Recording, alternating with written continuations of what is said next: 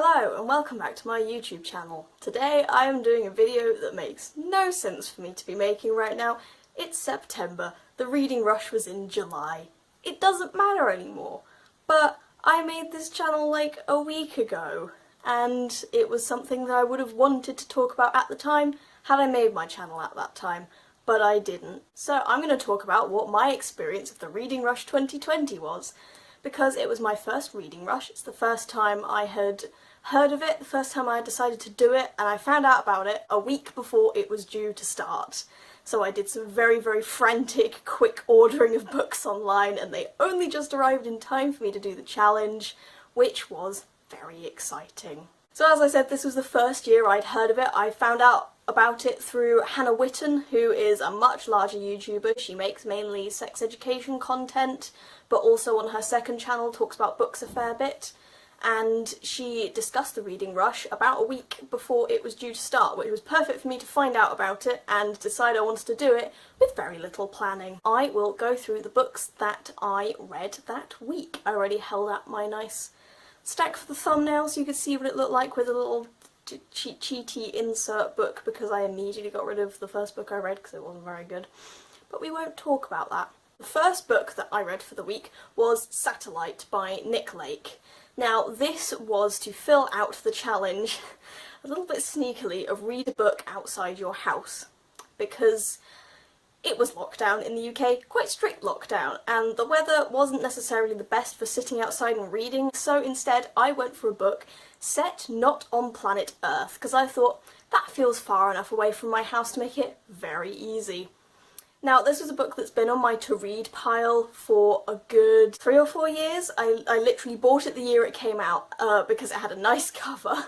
It just sat there because I had mainly bought it on a whim for the cover, and so I had no real drive to read it. Pro tip, do not buy books just because the covers are pretty. You're allowed to judge books by their cover, but not solely on the cover. I would not recommend doing that, because that one sat on there for ages, and when I finally got around to reading it, it wasn't very good, I will be honest. I rated it 2 stars on Storygraph. It just wasn't very good. The premise of the book is that it is about a boy called Leo who has been raised on a space station because his mum accidentally got pregnant up there. And so he was raised up there because taking a baby back down to planet Earth while they're young would do irreparable damage to their bodies. And so it's leading up to his 16th birthday when he and 2 fellow children who were born on the space station, twins, will be allowed to return to Earth. And it follows a little bit of their time on the space station and then their return to Earth and what that is like, which I thought sounded really interesting, because it was meant to all be about Leo discovering his identity, who he is, where he belongs, and sort of viewing Earth from an outside perspective, which I thought would be really interesting. I was very disappointed. The book sets you up with that premise. That is sort of pretty much what the synopsis is. But it doesn't follow that at all. I'm going to go into spoilers just because I don't think it's a good book and I would rather you didn't waste your time reading it. It becomes a whole government conspiracy about these babies being left up in space as experiments, and so Leo has to deal with the fact that his mother never actually wanted him and he was just an experiment to see if babies could survive in space and what happens to the body up there. He returns to Earth and there's a whole thing where people keep trying to kill him and he's like, I have no idea why, and that's when he finds out he was an experiment this whole time. And then he starts getting really ill and finds out that his friends, the twins, were also getting severely sick down on Earth, and so it becomes a whole mission to get him back up in space, illegally. This whole time avoiding the government who put him up there in the first place because they don't want him leaving Earth. And it was just so strange and didn't follow its own synopsis, and the characters weren't particularly likeable. You follow, I'd say, a good 200 pages of the book are dedicated to the return to Earth. And then about 50 pages after that, he's like, cool, I have to go back to space now. And this whole time, he's avoiding the government. He has snuck back up in an old Russian spaceship somehow.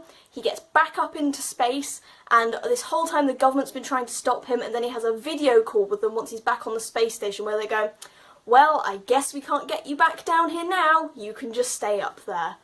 Which completely negates the whole point of his journey being, I have to you know, go against the government and do what is right for me, when he gets up there and it turns out no one cares, they're fine with him to just stay up there as it is.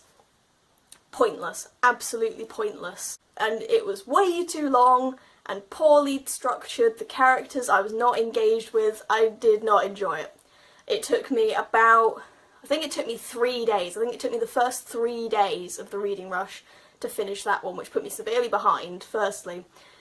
And secondly, just was not a promising start that I had read one book and was already going, I'm not fond of this. That was my first book, Satellite by Nick Lake. Would not recommend, not very good at all. Then I read this book, Yes, No, Maybe So by Becky Albertalli and Aisha Saeed, which you will have seen if you watched my newbie tag video because it is one of my new favourite books. This was to fulfill the Read the First Book That You Touch challenge, where what I had done was just went over to my current to read pile and I skimmed my hand down the spines with my eyes closed and then randomly stopped. I couldn't remember what order my books were stacked in, and that was the one that I touched. This book is so nice. It is just lovely. I had a brilliant time reading it. I read it in one day because I was just having such fun reading it, and because I obviously wanted to finish the challenge in a timely fashion. It is a romance between these two characters, Jamie, who is Jewish, and Maya, who is Muslim, who end up being put together on a political campaign as two people going around doing the canvassing. And initially the whole thing of it is that Jamie is doing it because it's what his family does. He doesn't particularly want to be there, and Maya is doing it because her parents have said she has to have something to do for them to buy her a new car. They get put together and they end up really liking each other. Firstly, just as friends, which firstly, oh my god, they have the most wonderful, genuine friendship, which then develops into a wonderful, genuine romance, which is so endearing to read about. They are just adorable, and I had the best time watching them become really good friends, first of all, and then having these sort of awkward mutual crushes where they were like, I like you, but I don't think you like me. Adorable. And as well, with the background of this being them working together on a political campaign, it's sort of set, I think, really this year, with a new election coming up, with Donald Trump currently in power in America, which is where they are, and they are running for a Democrat candidate in a largely Republican state. And so there was a lot of talk about politics, about religion as well, because they both have different religions but are equally supportive of each other through the struggles they are individually going through to do with their identity in that respect. And it was such an empowering, inspiring read with that discussion of politics. And it made me really like the characters because I could relate to them as a young person who is quite left and liberal when it comes to politics. It was really nice to read about these characters having intelligent, mature discussions about politics, standing up for what they believe in, and then ultimately falling in love, which was just really cute. I gave this, I think, 4.75 stars on Storygraph because I just really enjoyed it. I don't think it was a perfect book, but it did everything that it set out to do, and it was just lovely. So the next book that I read is an absolute classic, well, modern classic, The Hate U Give by Angie Thomas. This fulfilled both the having a title that begins with the word the and being a book that inspired a movie I'd already seen. I haven't already seen the movie, so I cheated a bit on that one as well, but that's just because firstly I don't watch that many movies, and secondly because if I'm watching the movie of a book, I always read the book first. That's just how I am. I had also planned to read The Handmaid's Tale, potentially, but I never had time to. I don't think I have anything more intelligent to say about this book than has already been said about it a million times already. It is a really great book in terms of it being well written with really engaging characters and about such a serious topic as well. I was reading this a couple of weeks, maybe a month after the murder of George Floyd and with the resurgence of the Black Lives Matter movement, so this felt more topical than ever to be discussing race and police brutality in America. It was horrible really to read about it, this being written in 2015, so 5 years on from this and we're still experiencing the same thing. But it was such a good story, such an inspiring story, with great... I wasn't expecting it to be such a good book is the thing. I think I tend to have a bit of I'm not like other girls thing when it comes to books, and I don't tend to read things that are popular. But this one, I was so pleasantly surprised to find that, yes, it is fantastically written with really good characters, excellently structured with such a brilliant plot, and I was so thoroughly engaged with it. I read this one in a day as well. Highly recommend if you haven't already read it for some reason. This isn't a, this got popular because it did. This is a good book, a relevant book, a really, really good book. The final book that I actually managed to complete for this readathon was As I Descended by Robin Talley. Now this was for the read a book with a cover that matches the colour of your birthstone, because I was born in December, which makes my birthstone either aquamarine or turquoise. There's a whole load of different things it says it is, but basically they're all turquoisey bluish stones, and this has a very bluey turquoisey cover, which is also a beautiful cover. We love it.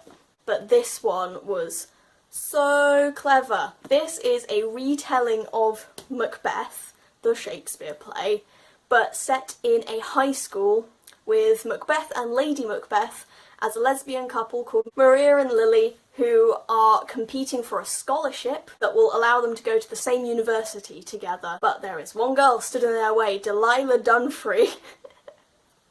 It was so well done. I didn't know what I expected. I knew I would probably enjoy it because I am a massive Shakespeare nerd and I really like Shakespeare. But Robin Talley is an excellent author, and she is an excellent LGBTQ+ writer as well. I would highly recommend if you're looking for anything new LGBTQ+ to be reading.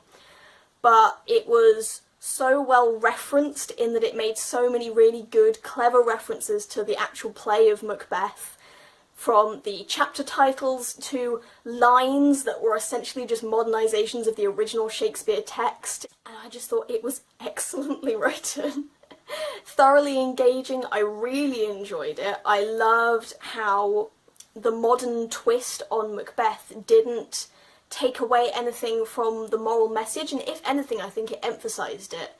We accept that all Shakespeare plays are naturally quite dark and quite gory in nature, but that's just how Shakespeare plays are, and so we don't really think very much about what the characters are doing in terms of the real world and real world consequences. So when Maria and Lily set out on their plan to get rid of Delilah by any means necessary, I was sat there reading about these things going, holy shit, this is terrifying! Why did I never think about the horrible implications of all these things when I was reading it in Shakespeare? The ending left me a bit harrowed because, just like the tragic play, it's hard work. It is a lot. You get that whole catharsis when you finish it. There's a whole load about, I think it's Mexican folklore and mythology as well, which I found really interesting. I wasn't expecting to find that in there, but I was thrilled about that. Also, the two characters who are symbolically Banquo and Macduff are dating in this one. They are two guys who are dating, so you get more additional implications as well with the fact that these characters are in a relationship, so Macduff has even more reason to avenge the murder of Banquo, which, you know, isn't necessarily in the original play, but he has more reason to do it, which does up the stakes, and it is a really good book. I would highly recommend it, especially if you're a big nerd about Shakespeare like I am. Really, really engaging, really interesting as well. But yeah, I would highly recommend that one, even if you are, for example, studying Macbeth in school or something to help you get a better understanding of it. I think it would actually really help with that by putting it in a slightly different setting and giving you a different take on the messages that it conveys. And then the final book that I started for the reading rush but didn't actually finish, I finished it about a month after because it was hard work, was Young Romantics by Daisy Hay, which is a non-fiction book. I do not read much non-fiction at all, which is why I put it for the read something in a genre that you are scared of or want to read more of, because I really don't read any non-fiction unless it is for things I study. But I went to Exeter University for an open day, and one of the professors was talking about the Romantic poets, and she recommended her book, which is this. And I thought, I'm very interested in the Romantic poets as people and their works, and yeah, a fairly short group biography of them sounds right up my street. Turns out reading biographies is quite hard work, which I had never experienced before. I don't think there's a huge amount to say about it really, because, you know, not that there's much to spoil when you're talking about the life of someone who obviously dies at the end, but yeah, it is a biography of the Romantic poets, so Percy Shelley, Mary Shelley, Lord Byron, Leigh Hunt, who I had never heard of before this, but turns out he was instrumental in the founding of that sort of second wave of Romanticism in England, and a whole load of other writers and musicians and political activists that I had barely heard of before or didn't know about the implications of. Keats, of course. I forgot to mention Keats, even though he's one of the biggest ones. Yes, all of those people detailing how they all met, how their most famous works were written, what essentially just a chronological discussion of everything that happened to do with them and their relationships with each other, because, spoiler alert, they were all fucking, which is thoroughly entertaining to read. I wasn't expecting this to be a bit like reading a gossip magazine, but it really was. I felt that this, for a beginner's biography, was pretty good, because it is about 300 pages, ignoring all the citations at the end, and it was written in very accessible language. I didn't struggle at all. It is very well referenced, and I found it interesting to read, even if it was quite hard going. So if you are interested in the Romantic poets, I would definitely say to pick this up as, yeah, probably a first starting point beyond looking at the Wikipedia pages, but I found this really interesting and I enjoyed it. Those were the 4/5 books that I read during the Reading Rush 2020 week, kind of, ignoring the one that I finished a month afterwards. We don't talk about that. So yeah, I did manage to meet all of the criteria. I had a book for all of them. The only one I don't think I have mentioned yet is Challenge 7, which was to read a book set on a different continent. That counted for literally every single book I read. They were all set in America. So I hit that one regardless of what combination of books I read. I was going to manage it. I found it a hugely fun challenge to do. I would definitely do the Reading Rush next year, and I may well film it if I am still actively doing this. I hope I will be. It was a good time. Thank you very much for watching. I hope it was interesting to see what I read during the Reading Rush, even if this is like 2 months late. Please like the video if you liked it. Leave a comment letting me know how you did with the Reading Rush. If you've got your own videos on it, let me know. I will check them out. If you've read any of the books that I have read, let me know what your thoughts were, because I always like to discuss these things. Feel free to subscribe if you want to see more of my videos. As usual, my story graph is in the description if you want to check out what I'm reading more recently. And I will see you next time. Thank you.